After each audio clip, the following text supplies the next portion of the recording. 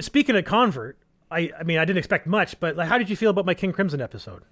I don't think I finished it yet because I had an accident with with my tabs, and I haven't found my way back to it. But I liked it. I must have listened to most of it, but I didn't get to finish it.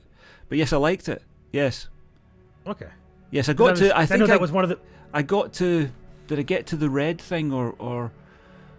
Yeah, I'd heard like the Adrian Belew era stuff. I'd heard a lot of. I've heard almost everything that King Crimson have done. I've listened to almost all of it, and I think I've got In the Court of the Crimson King, and I have a live one from later on, which is from the second.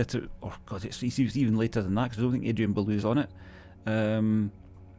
And I think I've got in mind I need to pick up the Red album as well. I think Red is the one that appealed to me most out of what I heard you play. Okay. Well, the Red stuff, like that tension that you get from Red, I find that was a very big thing on the two albums before Red too, like Starless and Bible Black and Lark Tongues and Aspec. Yeah. Have a lot of that going on in there. And then he kind of like leaves that tension behind quite a bit throughout like the first three Adrian Belew Discipline era King Crimson records, but it comes back on Thrack and Power to Believe, like that tension, you know. And you could tell too, like I think Power to Believe came out in 2002, and that's when they were touring with Tool. They were opening for Tool, and you could tell like Tool had a huge influence on them at that point. Yeah, you know, yeah. Which is funny because I mean, like I think there was because obviously King Crimson is one of the biggest influences on Tool, you know, and then to hear the influence go back on King Crimson is neat. And then I think I may have mentioned this before in an episode or not, but there's an interview where I don't know if I think it's Robert Fripp is interviewing Maynard from Tool, because Robert Fripp has done some interviews throughout the years, very rarely, but he's done. There's a famous interview where he interviewed David or Brian Eno. Or I shouldn't say famous; it exists. Yeah.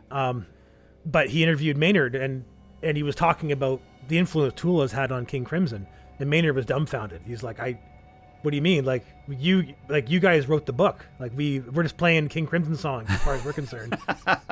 And you know, and Robert Fripp was like, no, you guys are doing something way different than what we do, and it's special. Like it's very special compared to what we do. And I think King Crimson, like the King Crimson bubbles like this, the Tool bubbles like this. Like Tool's is like a sonic weapon, right? Whereas King Crimson is more like a rock and roll band in comparison, which I know is absurd to call King Crimson a rock and roll band, but they explore greater sonic territories than Tool is capable of exploring, I think. You think so? Yeah. But Tool haven't really put out enough for us to know really what the full range of their abilities might be.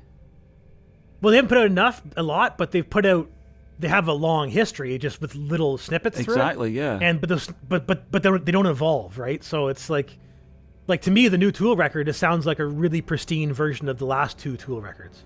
Yeah, right? yeah. You know, I think they stopped evolving in 2001 with Lateralis, which is that was around when that was a tour that interview comes from. Right. Where like, you know, so Robert Fripp may have and since been like, Tool's kind of tired now. Who knows what he thinks about Tool nowadays?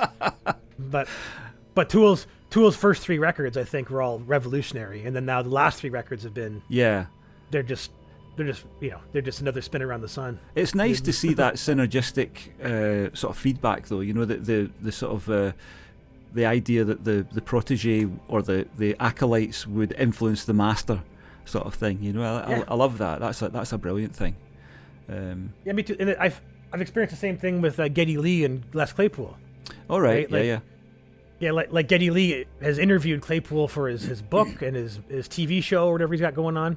And he gushes like Geddy Lee talks like Les Claypool is the greatest bass player to ever walk the earth, you know. And then if he asked Les Claypool, he'd probably tell you it's either Geddy Lee or Chris Squire, you know. Right. And that's just funny to hear, like, because to me, like Geddy Lee and Les Claypool are polar opposites as far as bass players are concerned, but yet they still play prog rock.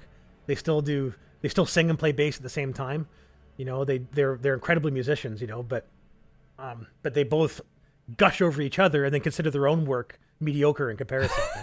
Right?